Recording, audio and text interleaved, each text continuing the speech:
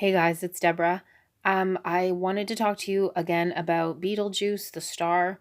Now, I had talked to you guys about this before.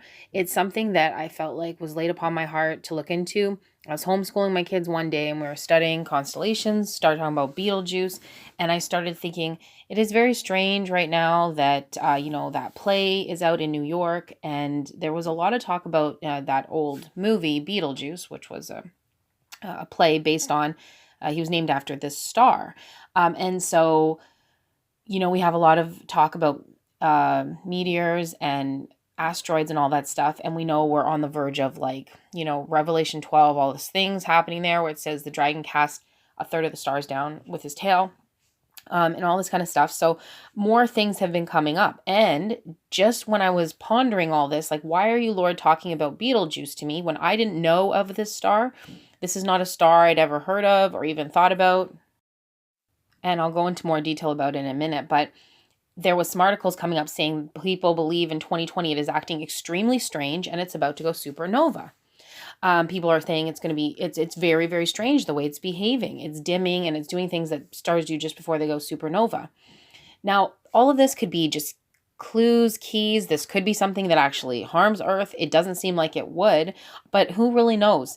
All I know is I just have to tell you how this all ties in and what maybe the enemy knows, and just to alert you guys, because I saw something, I think it was yesterday or the day before, and I was researching the sixth seal, and I just happened to look up a talk show that talked about what would happen.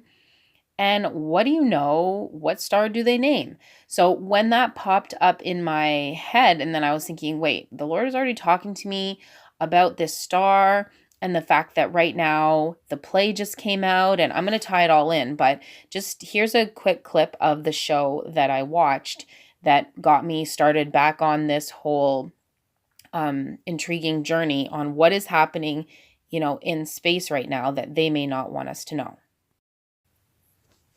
We're going to talk about that, but finish us up here with the sixth seal.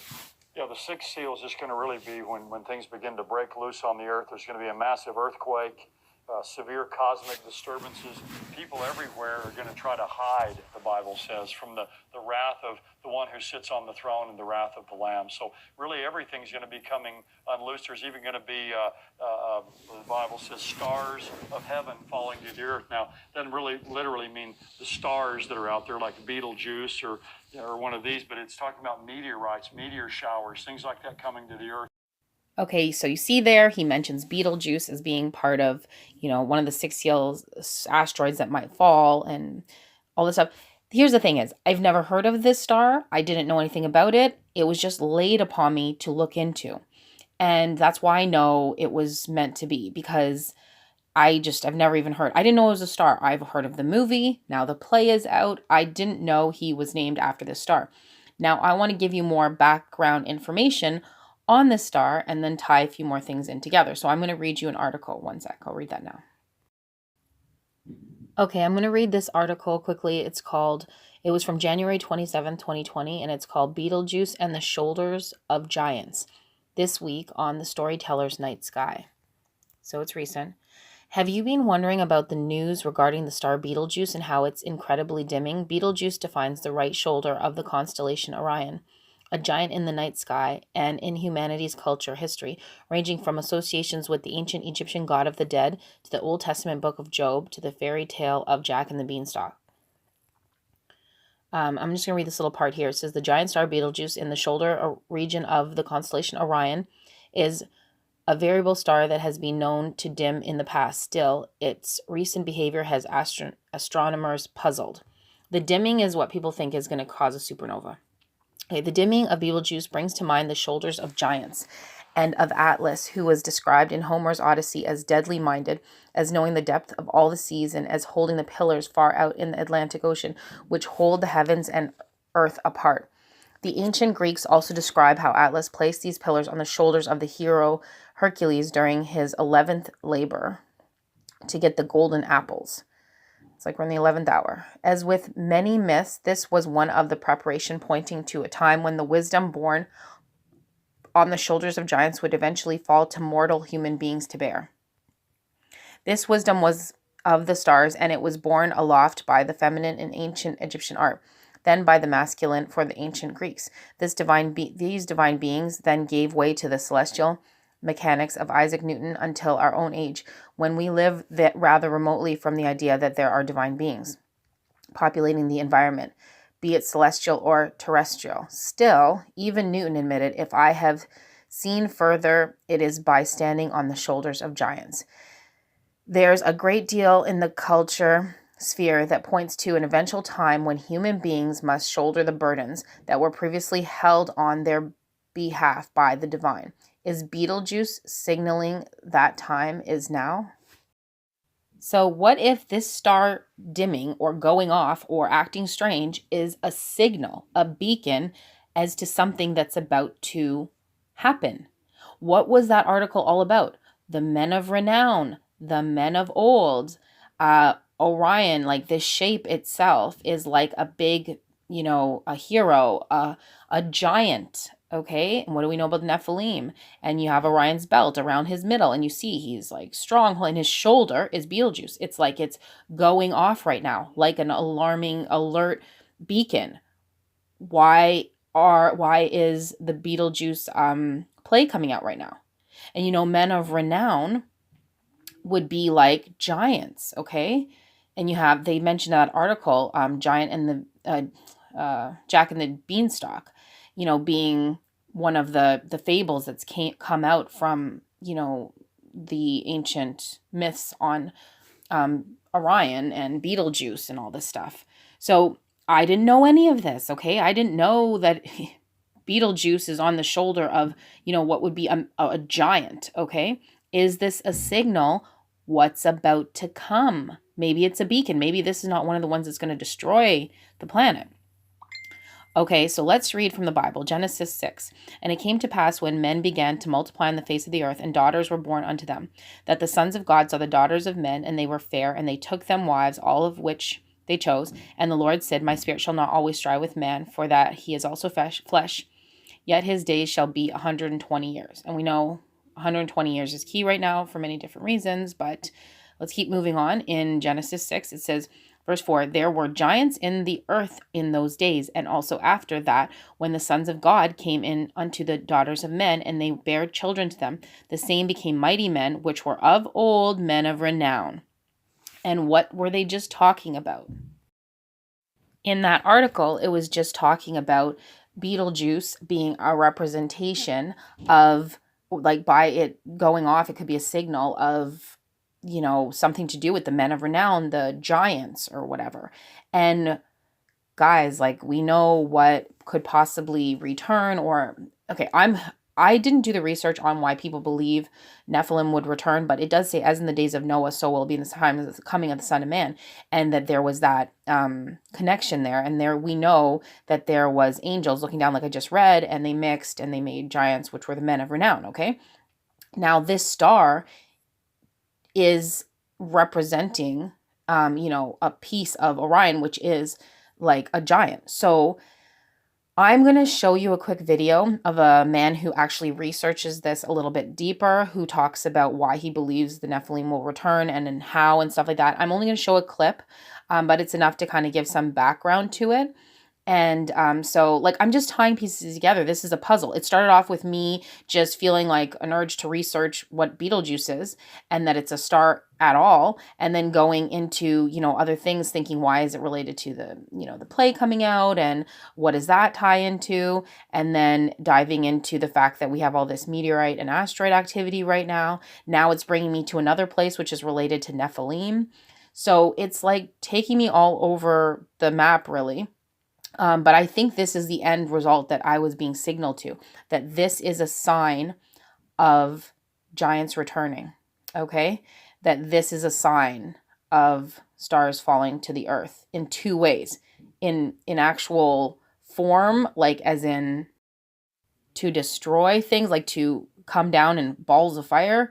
And also, when he said the dragon cast a third of the stars down from heaven, we know that a third of the angels followed him. So we think literal balls that are falling down. But what if Betelgeuse, the star, is just a signal, a beacon to say it's actually going to be the spirit form of what's falling down, the third of the angels. Okay. So I'm going to just let you watch that video super quick, this video, and then it's only like 2-3 minutes long, and then we'll talk again after that.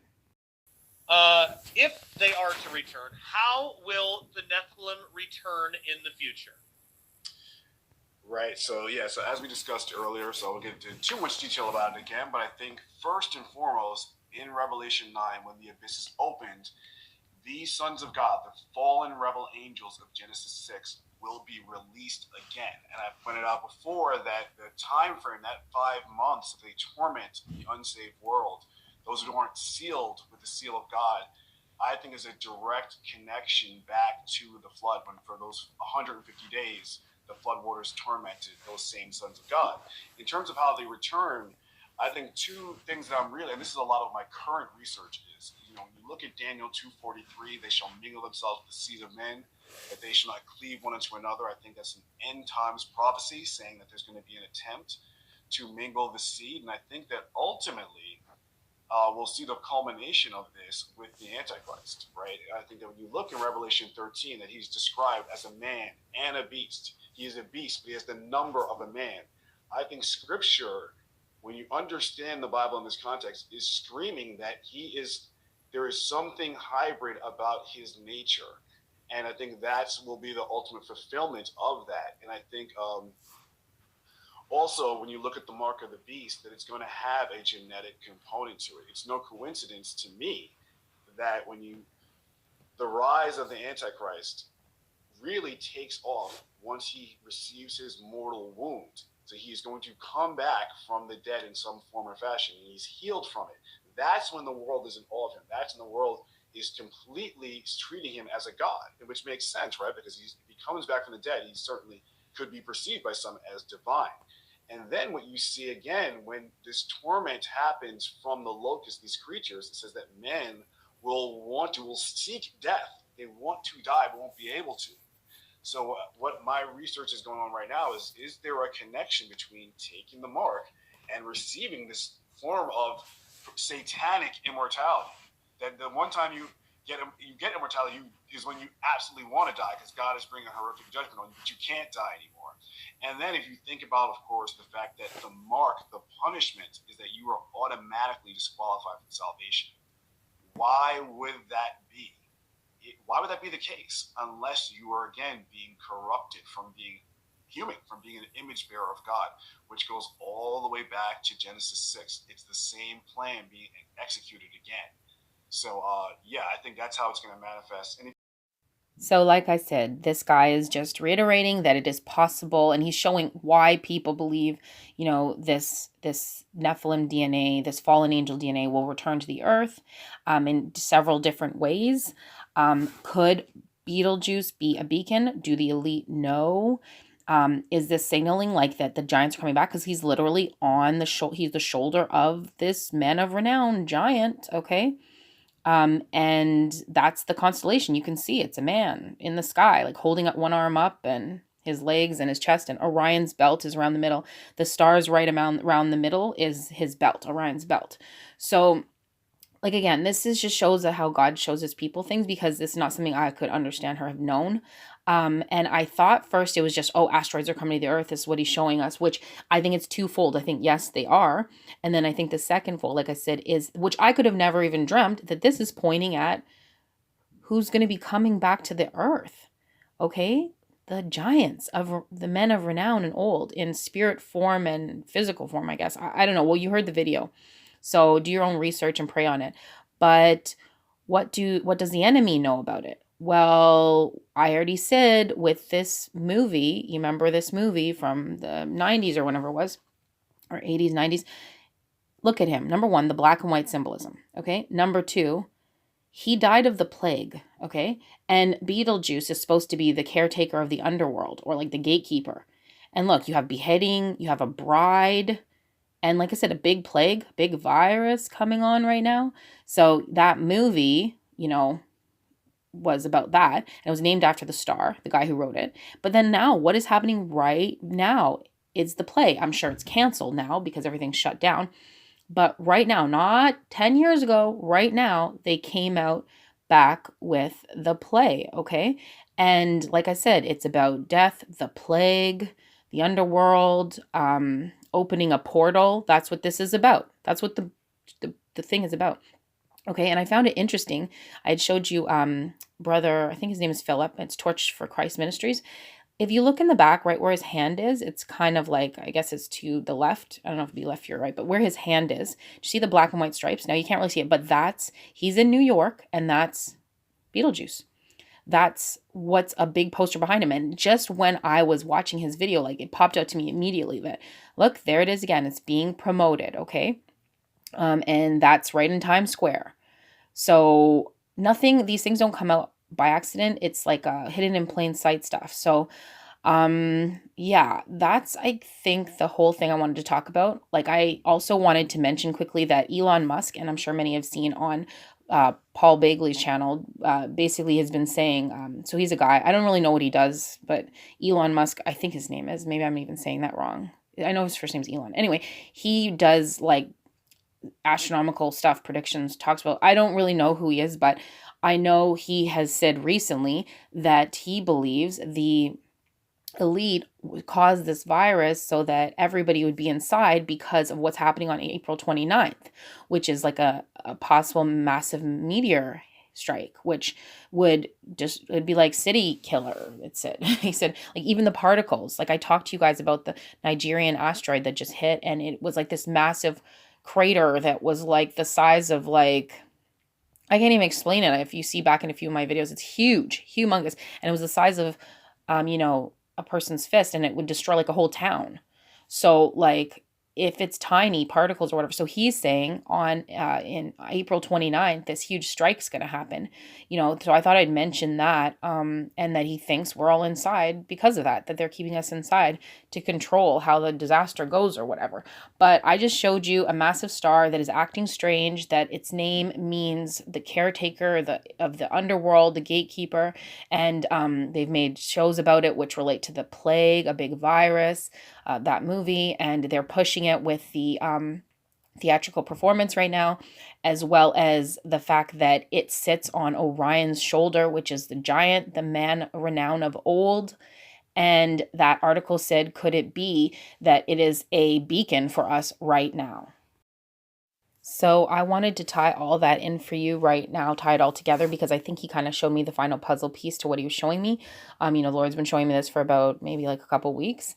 And I just thought it was about meteors, but now I see it seems to be twofold. Remember, the dragon casts a third of the stars down, and we always think, well, when he casts a third of the stars down, that's literal fireballs hitting the earth, which, yes, I think it is. And then what happens with that? A third of the stars, a third of the angels. So what is coming down? And you see in the guy in the interview, he talks about later within the tribulation, what comes out of the ground. But before things go down, before the dragon casts the stars down, we have the child being caught up. So we will be caught up.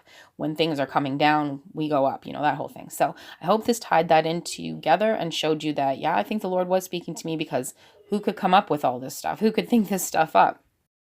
So I guess that's it. And if you're not saved, please believe on Jesus Christ as your personal savior now. Make him Lord of your life so that you can get out of here and not have to face what is coming, which sounds like the beacon is pointing at the men of renown, the giants of old, as well as astronomical fireballs from the sky. So yeah, I hope that was interesting for you, and I will talk to you again soon about a few other things. I have like at least two other things that it's just so many things on my mind. I believe the Lord is obviously just pouring it out right now, just so, I can work while there's still day, while there's still light before the night comes. So yeah, that's that. And I hope to talk to you again soon, very soon. And until then, God bless and shalom.